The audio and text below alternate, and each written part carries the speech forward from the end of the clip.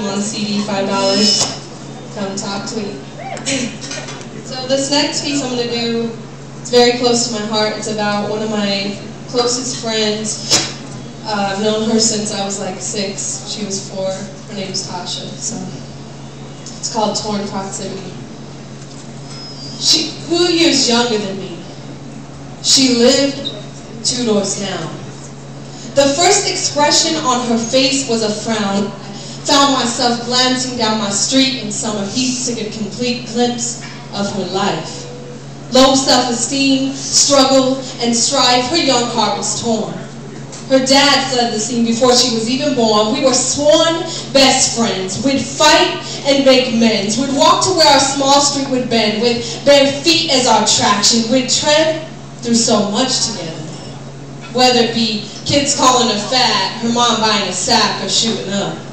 Her house was down, and to her, mine was up. She called my mom, Mama, and my dad, Papa, as did I. She was a sister in disguise. Real surprised when our Papa died. We cried together.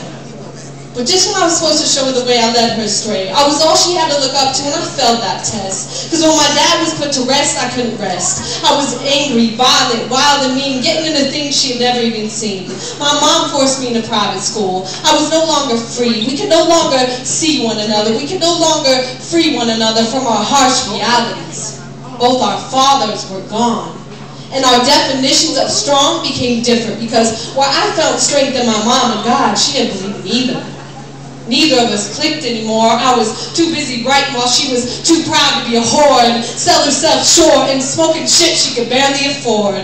I prayed to the Lord, talked to my dad, tell him to be that father she never had. A sad truth, but she was living proof of what I almost was. And money doesn't motivate me the way a book does. So I was poor in wealth, but I was rich in knowledge. In my first year of college, I called her up.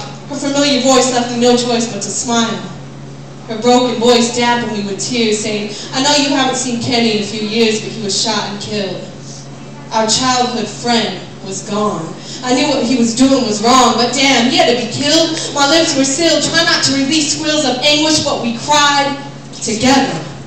Whether it be kids calling her fat, her mom buying a sack or shooting up, or Kenny in the casket about to be sealed up now. It's my 4th year of college, and last time I went home, she was sleeping in the streets feeling alone. I met her man who was 10 years older than her without a home, and now he was calling her fat, using her for sex, and any money he got, he used it on meth. I had to take a deep breath.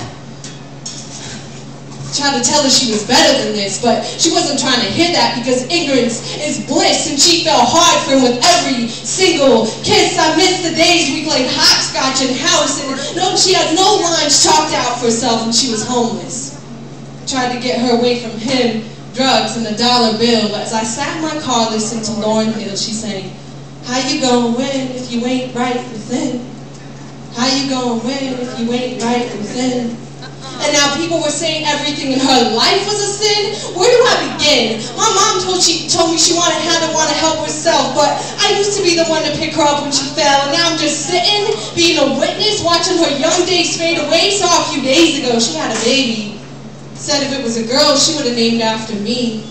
I see her and him, and he's cute as hell, but I know that's just the outer shell. She was supposed to be healthy. She failed that test while he was growing inside of her. She failed to meth, hoping their mistakes don't cause his death. I had to take a deep breath and tell myself that if I can't help her, I at least got to help him, because he's so young and innocent. And I've been thinking about it ever since, and I'm starting to realize that you have to be strong inside to rise above what you could be, and at the same time, not getting caught up in what you should be. We chose to walk down opposite sides of our small street where she lived 2 doors down. She's 2 years younger than me. I have 2 degrees. She has 2 things that make her grieve. But we lived so close.